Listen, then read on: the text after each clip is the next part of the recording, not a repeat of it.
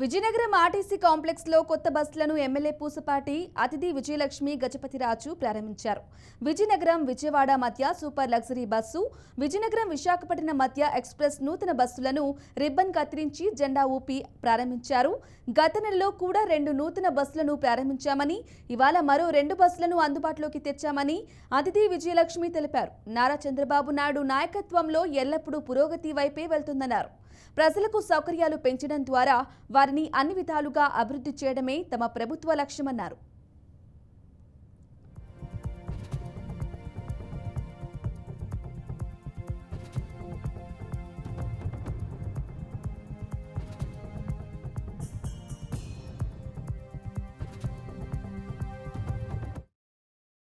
Take over చేసినాక మనం last month కూడా 2 బస్సులు కొత్త బస్సులు స్టార్ట్ చేసాం. అలాగే ఈ నెల కూడా 2 కొత్త బస్సులు, ఒక సూపర్ లగ్జరీ బస్ ఇక్కడి నుంచి విజయవాడ వరకు, అలాగే ఒక ఎక్స్ప్రెస్ బస్సు ఇక్కడి నుంచి వైజాగ్ వరకు, ఈ 2 కూడా స్టార్ట్ చేయటం జరుగుతుంది.